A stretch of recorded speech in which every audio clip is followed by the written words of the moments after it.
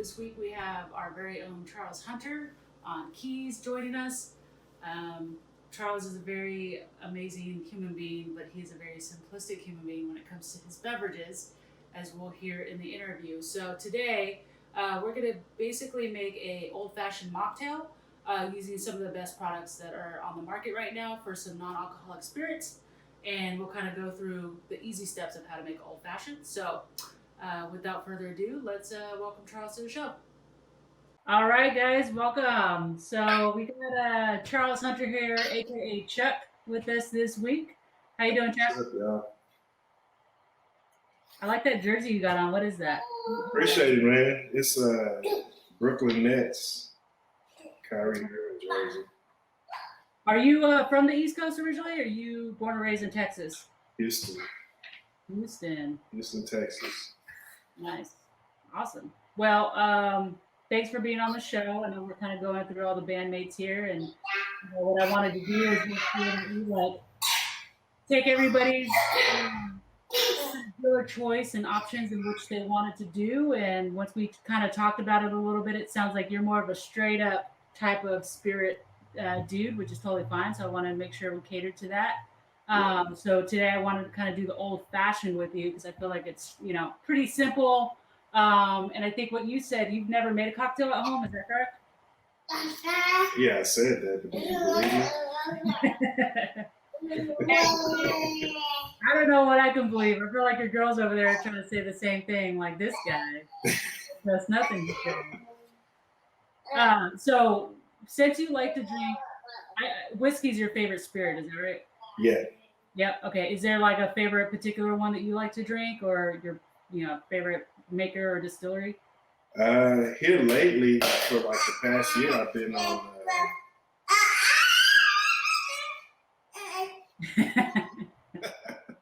So here lately, I've been on Uncle Nearest, which is a bourbon out of Tennessee. So that's kind of creeping up to my favorite. Other than that, I pretty much just drink Scotch. Nice. Yeah. So anything Johnny except for Red Label, Glen fetishes, and then you get to the pricier stuff. I kind of here and there, dibble and dabble. I mean, whiskey is such a great spirit. That was always my go-to, and definitely want to break down kind of what whiskey is because I think that gets a little convoluted for people sometimes of like what's bourbon and what's rye and what's Scotch. Hey guys, so let's break down whiskey. I know sometimes you see, different bottles and labels saying bourbon and rye, you see Scotch, and it's just all very confusing because is it the same thing? Is it different? What makes it different? So definitely want to break it down a little bit for you just so you can kind of have a basic understanding. So easiest way is, all bourbon is whiskey, but not all whiskey is bourbon. And so the best way to do that is just break it down into the two categories for whiskey in the U.S. Right now, what you can think of is bourbon and rye. And what that means is that bourbon specifically is a whiskey that contains no less than 51% of corn. That's going to be aged in new charred oak barrels as well. You can find this made in Kentucky or Tennessee. Kentucky is known as Bourbon County, so that's where you're going to see a lot of the different distilleries that you may know and see in your local grocery store or local watering hole. Rye whiskey, on the other hand, is going to be containing at least 51% of rye within the mash. What the mash is essentially is all of that fermented grains in a pot or soupy mixture. That's what the mash is. And so you need to make sure that 51% of that has rye for rye whiskey or 51% of that has to have corn for bourbon. The differences between that is you'll notice that bourbon has a little bit of a sweeter flavor profile to it because it is with corn, because corn definitely has a sweet texture and taste to it. Whereas rye has a little bit more of that in-your-face peppery note. Both of them, because they're using that charred oak, you're going to get notes of honey, vanilla, that woodsy, aromatic, tobacco-y flavor. Whiskey's so amazing. I think it's a great, spirit overall. And the fact that there's non-alcoholic spirits out there as liars which is one of the companies who's working really hard to make sure that they're not only using the aromatics that you're going to get from whiskey, but they're keeping that characteristic there overall with that honey, that vanilla, the oak, those flavors that are coming through. So it's a really awesome organization and service that's out there, distillery for non-alcoholic spirits.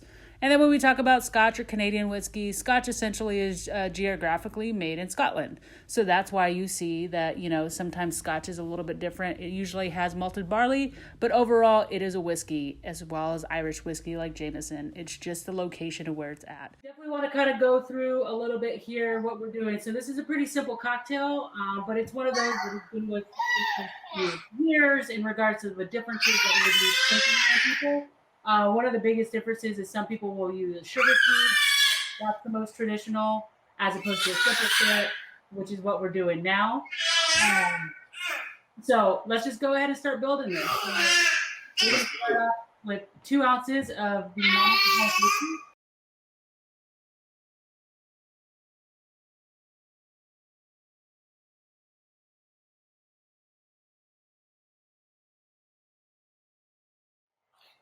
So we're pouring 2 ounces. Yeah, 2 ounces of whiskey. We do have an ice cube already in the glass too, for those of you watching.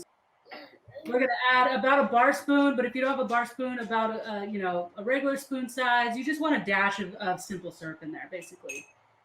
Okay. What you think is an equivalent of a sugar cube, just enough to give it a little bit of a nice balance.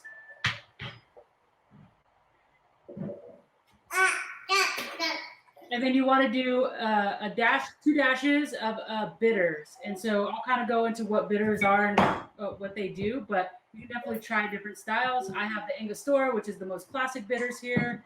You have one of the Fee Brothers as well there, the small guy, which is basically the same thing as Angostura.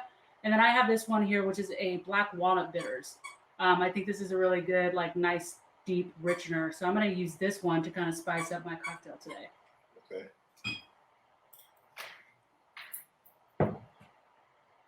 Now, the cool thing about bitters is that most people are probably like, wait, that has alcohol, which you're right.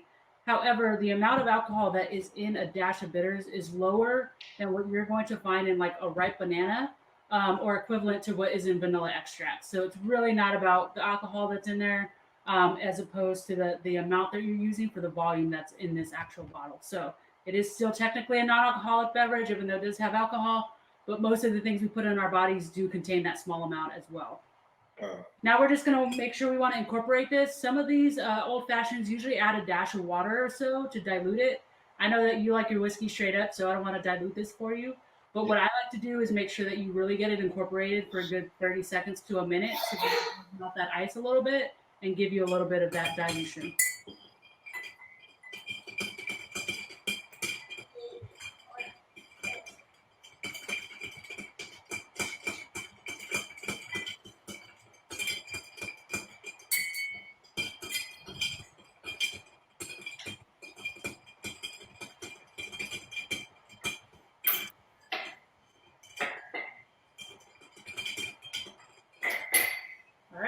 And once you get that mixed up, now we're going to finish this off and just garnish it.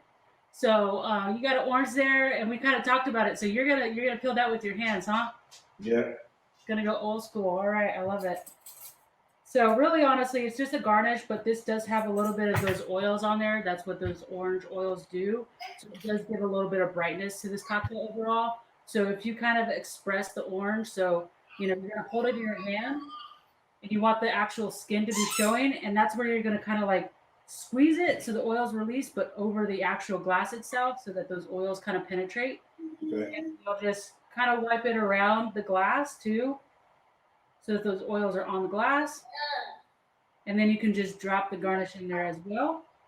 I'm going to go one step above because, as we've talked, Charles, I'm bougie, I get it. So I'm going to add a cherry to this as well because that's also a traditional garnish to add to this. So just adding a little cocktail, and then you have it. It's a good old traditional old-fashioned non-alcoholic style.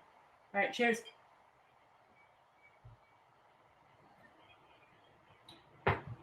Tastes just like the real thing. Well, thanks all of you for joining us this week for Lauren's Libations. It's always a blast to be able to do these, and we're definitely wrapping up season 2, but we'll be back with season 3 early this summer. Definitely feel, like it's going to be really cool to finish off with Stephen Farmer as the last bandmate there. We do have a nice kind of summery drink that we're going to do with him. So definitely tune in for that. But in the meantime, don't forget to subscribe down below, and you can always follow us at Mac Daddy Music, MacDaddyMusic.com, or our handle on Instagram and Facebook is Mac Daddy Music. Thanks again, and have a good one.